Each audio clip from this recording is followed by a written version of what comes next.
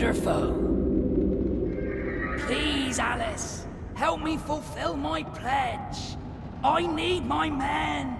They may be hostile at first, but their true souls are trapped. You must release them. Do they want to be at peace? They do not know their own minds. What's true of the living is often true of the dead.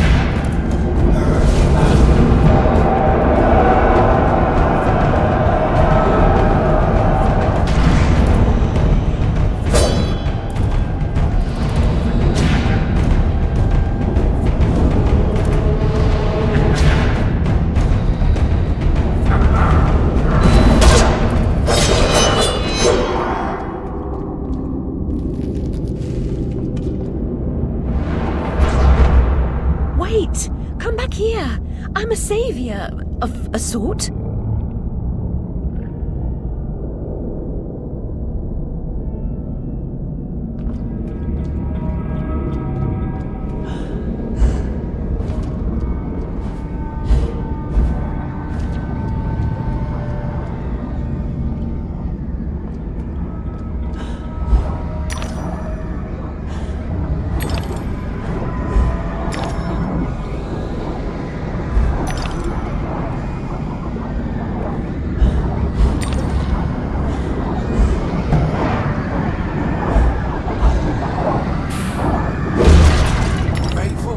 For releasing me.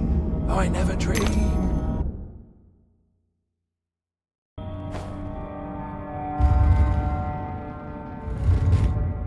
That's it, good girl.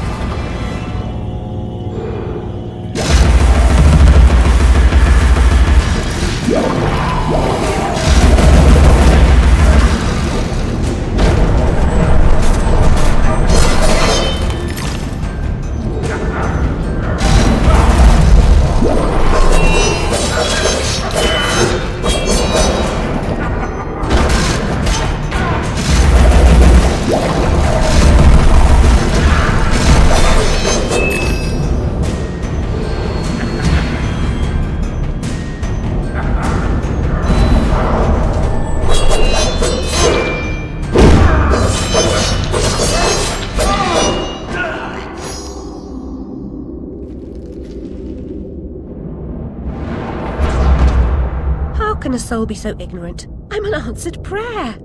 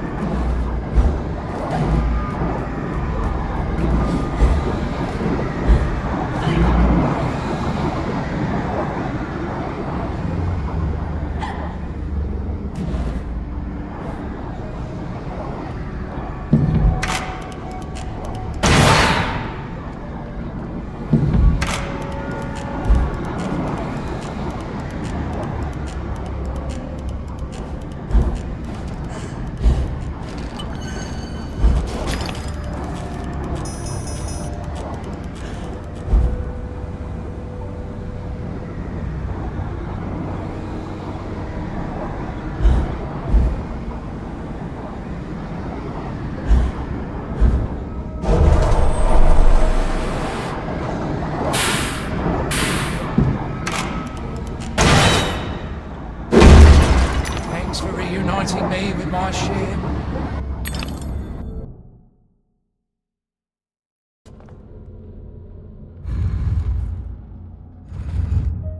Hurry along, Alice.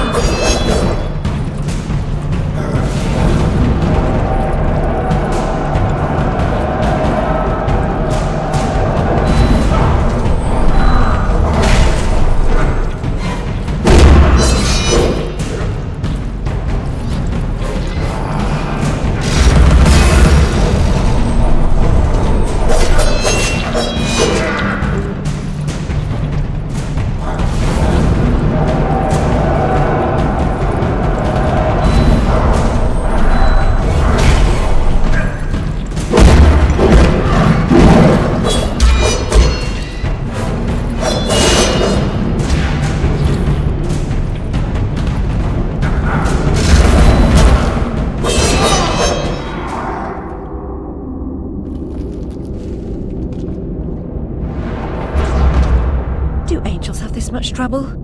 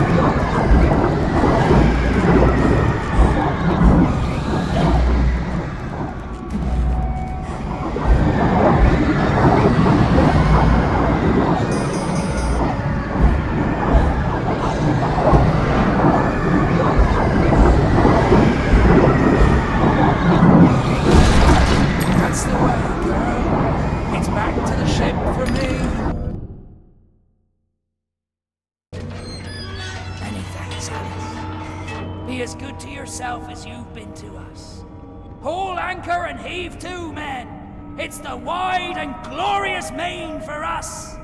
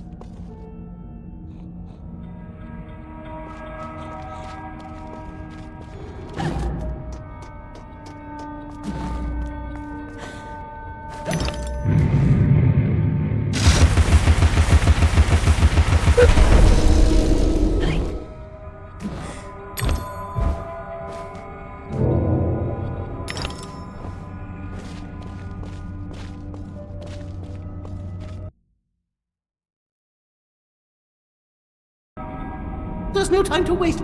There's no time at all.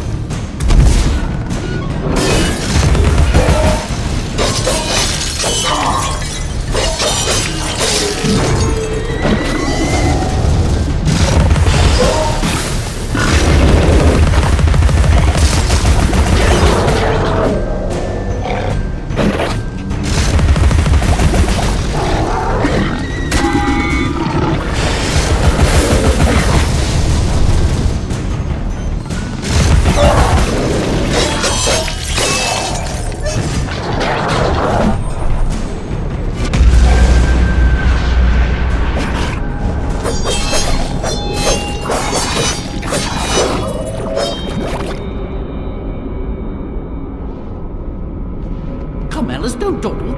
You've already missed the train.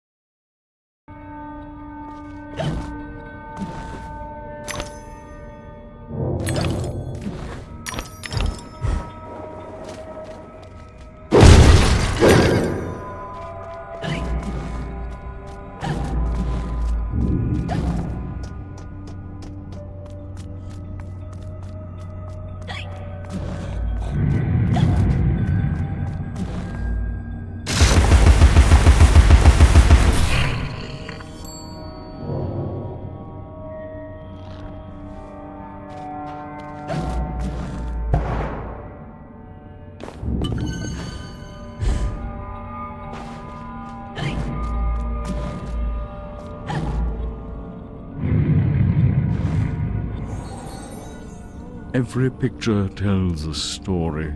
Sometimes we don't like the ending. Sometimes we don't understand it.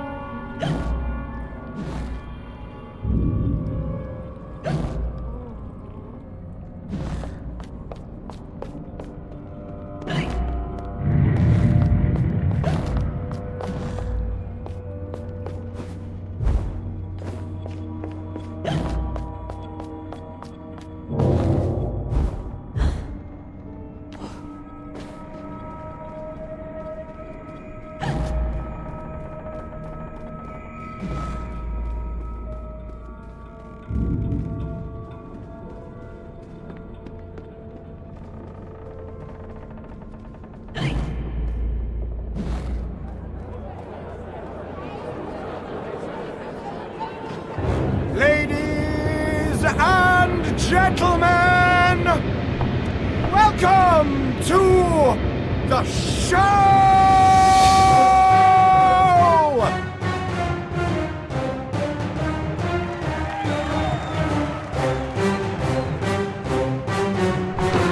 Bizarre show.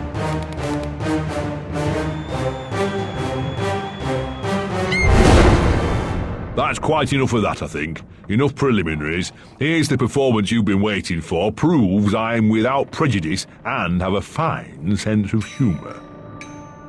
sword and crown are worthless here, I invite everyone to dance. Labourers, lawyers, church and gown all make their little prance. This life is full of random deaths, and heaps of grief and shame. So if you are soothed by accident, you want someone to blame. Fire, plague and strange disease, drowned, murdered or, if you please, a long fall down the basement stairs. None are expected, no one cares. I often must work very hard, sweat running down my skin. After the dance, I then must rest, and the eating can begin. Time to eat. Death is the ultimate equalizer. All have the right to be eaten. Get in line, creatures. Don't push. All will be served, so to speak. Wicked thing. Feasting while Wonderland is destroyed. I'm not the enemy you seek, Alice. I tried to hide this bit of Wonderland from that beast. Appeasement's never clean. We must all play our assigned roles. Are you a pawn or a queen? An idiot or a practiced fool? However this turns out, consider the prospect that you've been misled, Alice. Then ask, by whom? No! Who set that bloody train in motion? Where has it come from? It arrived when you arrived, and it's more horrible even than you could currently imagine. The death of a dream caterpillar may know how.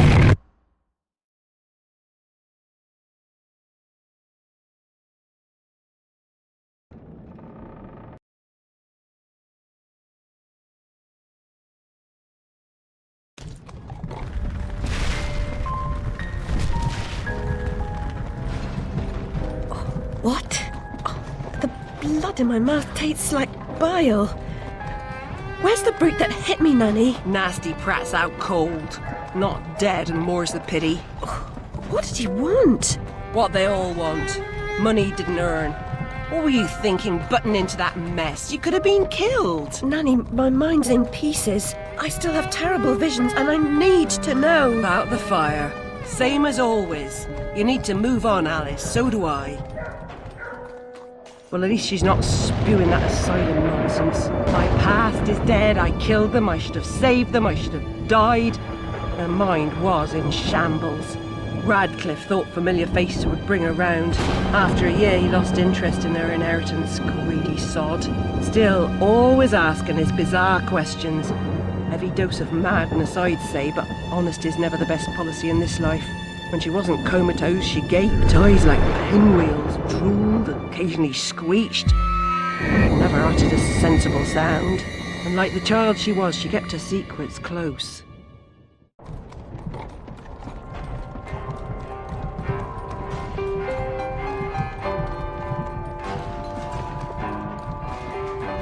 Gone off some lurkers, common as cockroaches. And those poor tykes are food for perverts, like the blameless ants that wasps consume or spiders' feeble prey.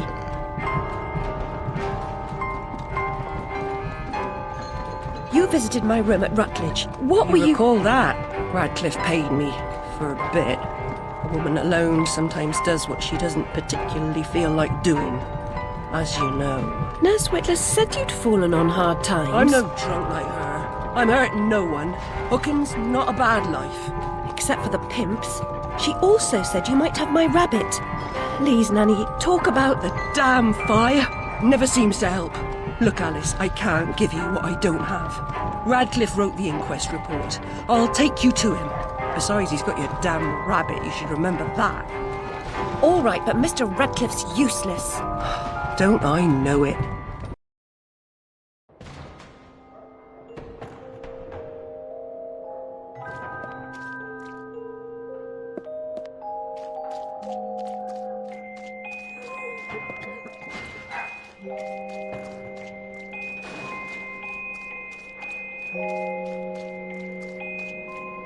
Ear to the ground, Bill. Yeah, I've been skirting around. Nothing getting me.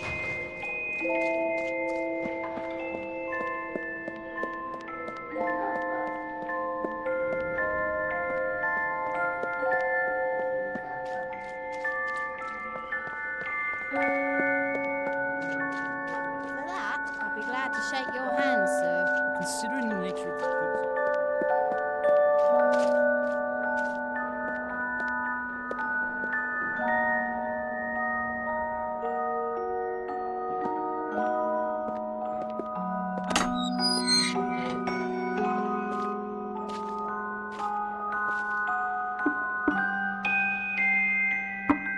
Yes? Who is it? Alice Liddell, Mr. Radcliffe. Ah, you're back. I suppose you better come up. Mind the latch.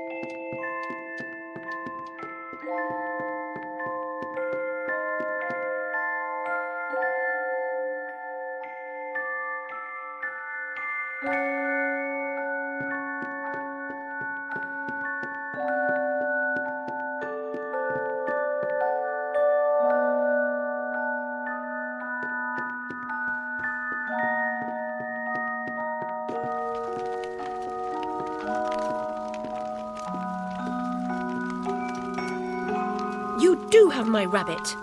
Forgotten your manners?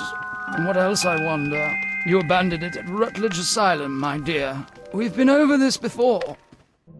In a huff as usual, oozing with attitude and accusatory flummery, I've stolen her rabbit. Ridiculous pretext. She's here about the fire again. All the mad child wants to talk about. My report found her family dead by misadventure. She won't accept it. It goes on and on about her killing memories and her need to know the truth. The alleged truth is, the fire began in the library when the cat knocked over a lamp. The blaze trapped her parents and sister upstairs. Sister Lizzie never even unlocked her door. Died in her bed. The guilty cat always sets her off. She denies it. Makes no sense. It can't be, etc. Agreed. From the outset, Alice was my candidate for the pyromaniac. The girl had a fixation with fire. I once remarked that I thought she might have had a larger role in causing the tragedy. She suffered some sort of psychotic episode.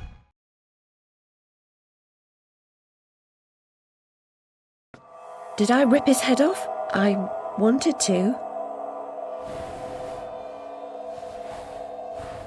What's left of my brain will explode.